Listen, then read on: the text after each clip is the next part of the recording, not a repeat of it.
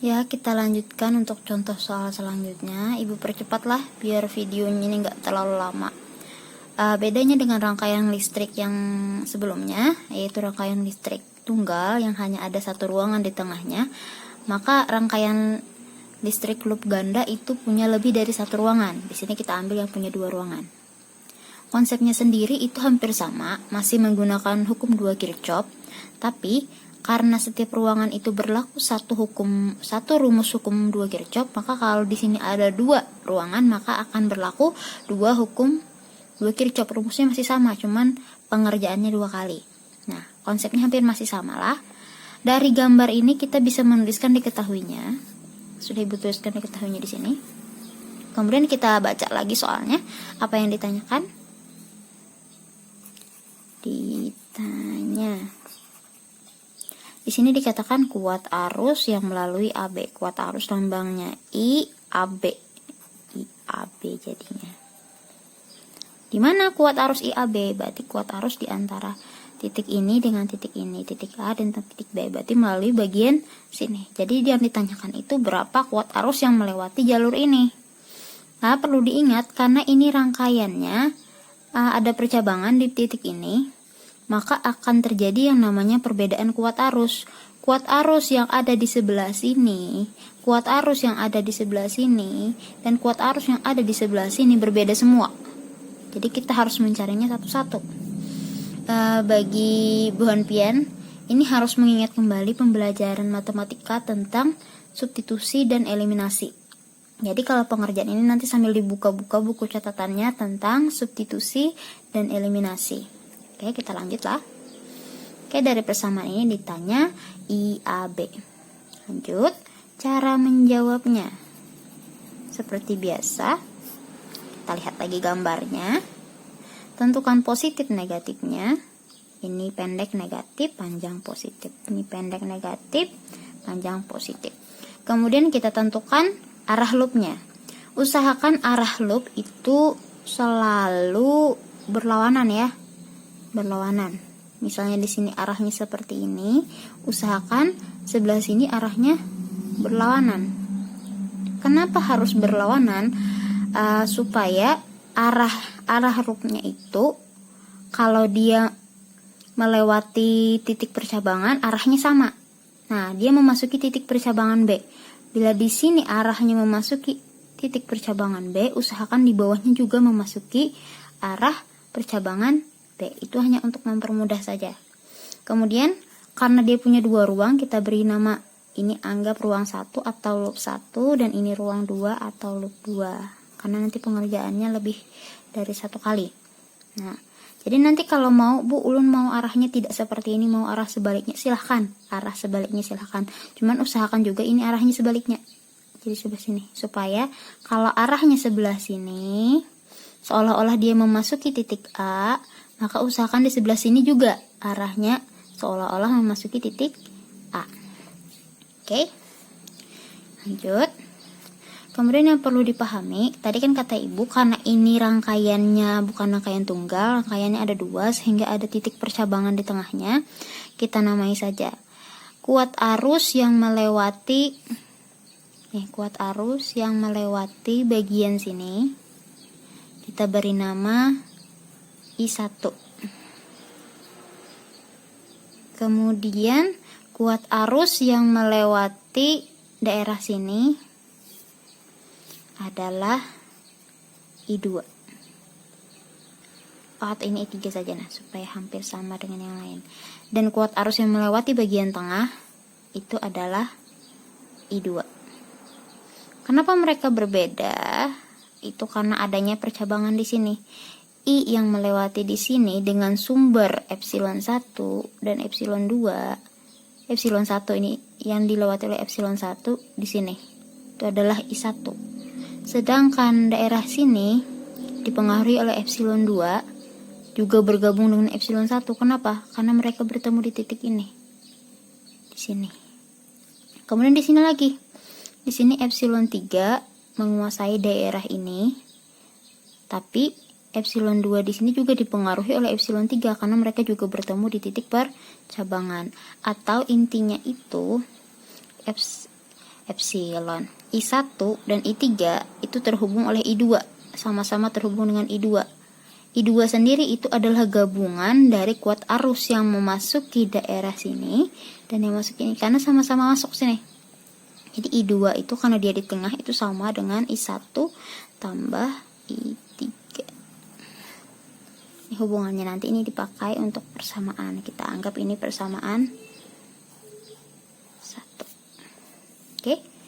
Sudah menentukan loop, sudah menentukan positif negatif, maka pengerjaannya hampir sama dengan rangkaian tunggal tadi, hanya saja kita mengerjakannya terpisah. Loop 1. Maka kita juga pakai persamaan hukum 2 Kirchhoff. Sigma epsilon ditambah sigma I dikalikan R sama dengan 0. Kita lihat. Rangkaiannya seperti itu. Akan jelas kelihatan. Oke. Pada rangkaian loop 1 itu tanda panah. Kalau dia diputar, dia pertama kali panahnya bertemu dengan tanda negatif, maka dia di sini epsilonnya negatif 6, bukan negatif, epsilon 1 dulu. Karena dia ketemu epsilon 1 tapi tanda negatifnya duluan. Kemudian nanti berputar lagi dia ketemu epsilon 2, tandanya yang ketemu pertama itu positif, berarti positif epsilon 2. Lanjut.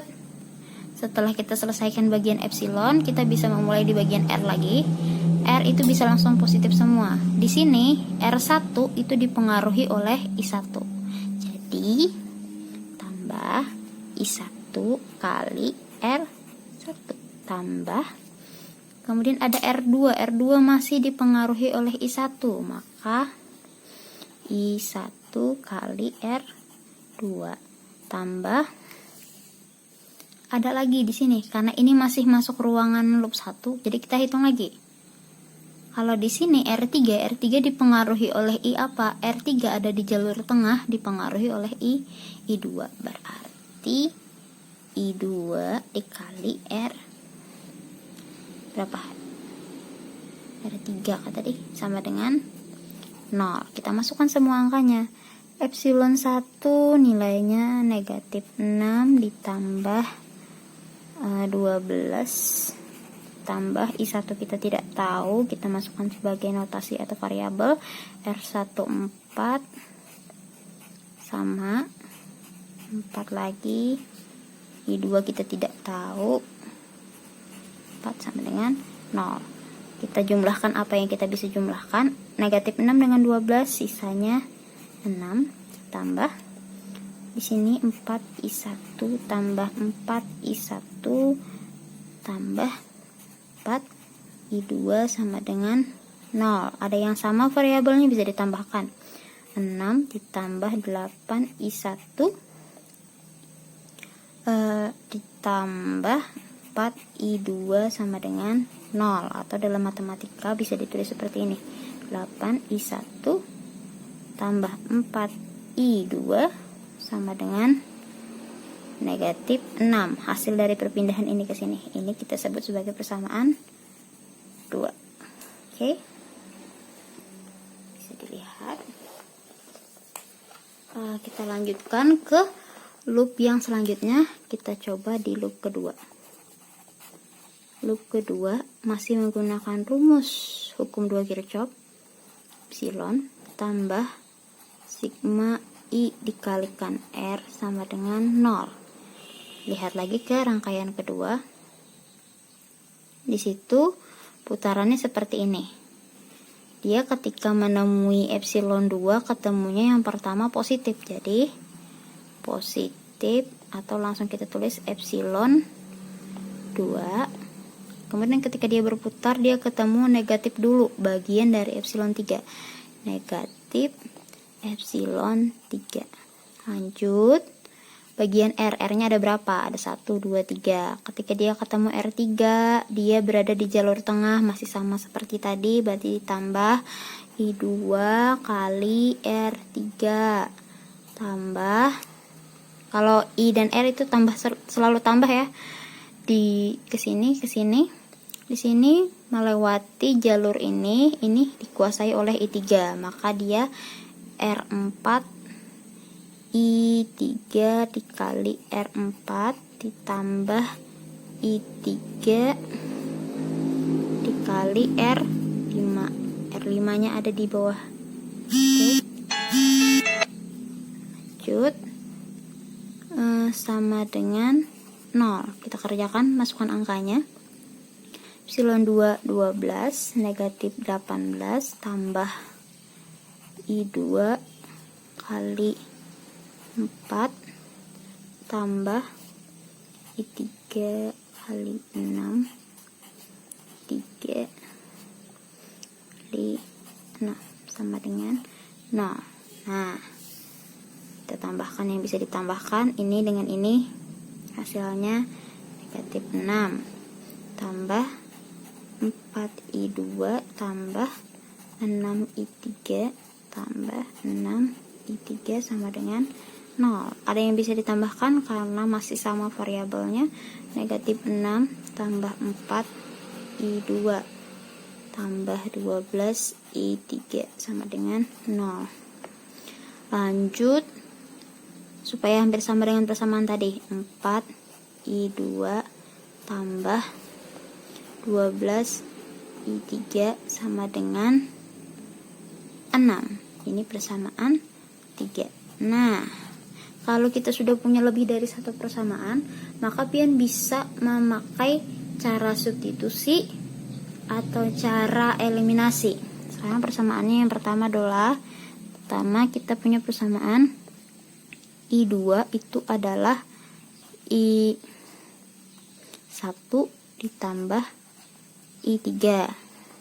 Kemudian kita juga punya persamaan 8I1 ditambah 4I2 sama dengan negatif 6. Dan persamaan yang terakhir 4I2 ditambah 12I3 sama dengan 6. Nah, coba pangbuhan pian eliminasi dan substitusi. Kalau ibu menjelaskan ininya soalnya agak panjang, jadi nanti untuk jawaban ininya ibu fotokan saja. Tapi buhan pian silahkan coba sendiri untuk menemukan siapa. Menemukan yang kita cari apa sih sebenarnya? Yang kita cari IAB. IAB itu yang mana? IAB itu I1 kah, I2 kah, I3 kah? Tepat, IAB itu adalah I2. Jadi ini sama aja mencari I2 jualah I2. Jadi yang kita cari dari persamaan ini adalah besar I2. I2 jawabannya kita cari. Nah, bisa pian hitung masing-masing. Berapa sih hasilnya kalau kita menggunakan 3 persamaan ini untuk mencari nilai I2?